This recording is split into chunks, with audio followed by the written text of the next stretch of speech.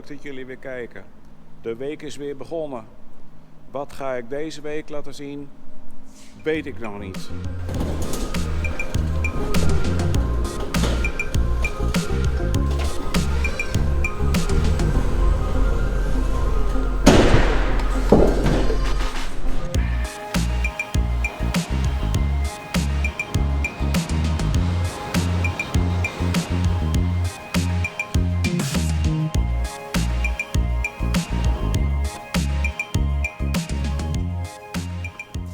Ja, het gaat deze week toch gewoon nog door aardappels afleveren. Dit was een container naar Turkije toe.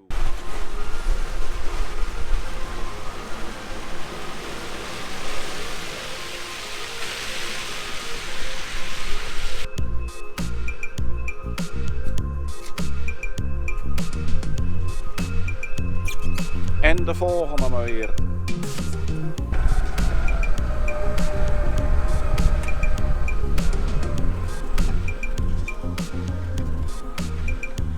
Alle big bags zijn weer weg.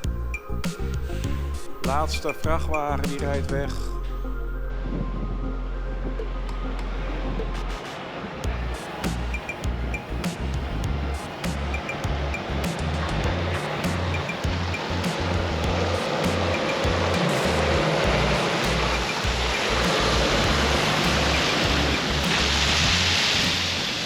We moeten toch eens even kijken hoe dat de laatst gezaaide tarwe er nou voor staat. Ik moet zeggen, hij staat er prachtig op. Dit had ik op die zaterdag gezaaid. Ga ik nu nog eens even kijken wat ik toen op maandagochtend, oftewel maandagmiddag aan het modderen geweest ben. Hoe dat de tarwe daar staat. Deze staat er mooi op. Nou, ik ben hier bij het perceel wat ik toen maandagmiddag gezaaid heb. Je kunt het wel zien dat het hier gewoon toch wel heel erg nat is geweest. Want je ziet hier de strepen nog van de schijven. Maar de tarwe die staat er toch al mooi op.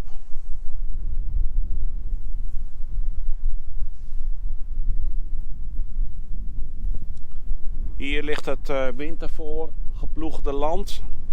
Hier komen van het jaar uien te staan. Het is hier natuurlijk allemaal grauw en grijs. Aan het andere perceel is alles nog groen.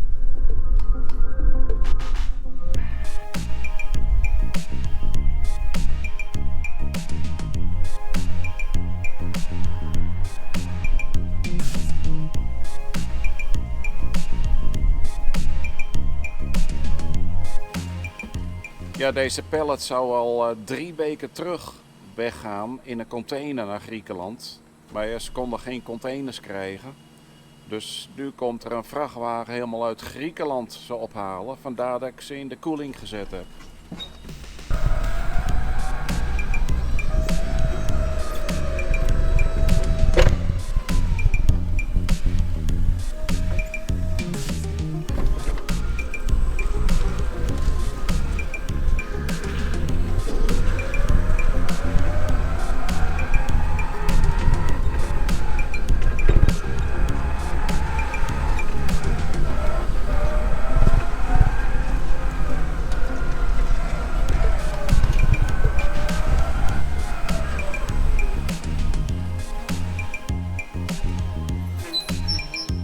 Nee, dat was niet versneld. Dat was de werkelijke snelheid. Dat wordt een heel eind rijden.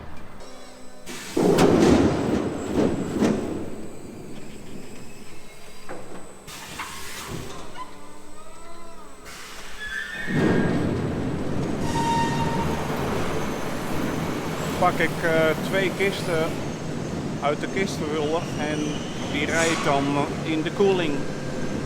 Maar voordat ik dat ga doen, ga ik eerst nog even tellen hoeveel aardappels dat er in 50 kilo zitten. Om te bepalen welke pootafstand dat we gaan zetten en hoeveel hectare dat we hiervan kunnen planten. Pak ik de bascule.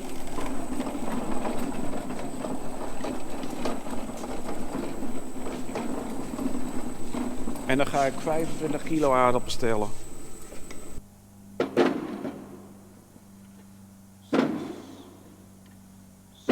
De aardappelen zijn geteld. Ik had 780 aardappelen per 50 kilo. Als ik ze nou op 15 centimeter zet en in de kist zitten 1250 kilo aardappelen. Hoeveel hectare kan ik dan planten van 1 kist? Ga ze in de koeling zetten. Het is nog lang geen planttijd. Anders gaan ze kiemen.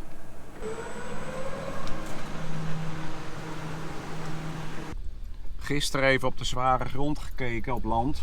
Hoe dat erbij ligt. Hier op het andere perceel. Tulpenland ligt er mooi bij. Hier hebben de uien gestaan. Er staat nog gele mosterd. Die hebben toch wel een knauw gehad van de vorst.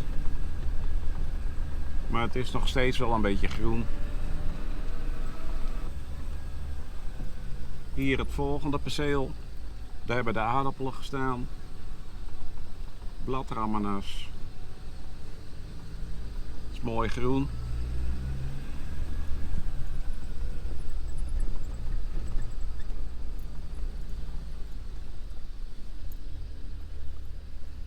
En de wintertarwe. Die is natuurlijk veel verder, veel eerder gezaaid dan op de zwaardere grond. Het staat er prachtig op. Hier hebben de lelies gestaan. Het enige perceel wat zwart ligt, want dat is natuurlijk ook pas in eind november gerooid. Geen mogelijkheid meer om groenmemesten te zaaien. En hier hebben de tulpen gestaan met de geklapte bladramanas. Ook mooi bedekt. Dankjewel voor het kijken en tot de volgende vlog.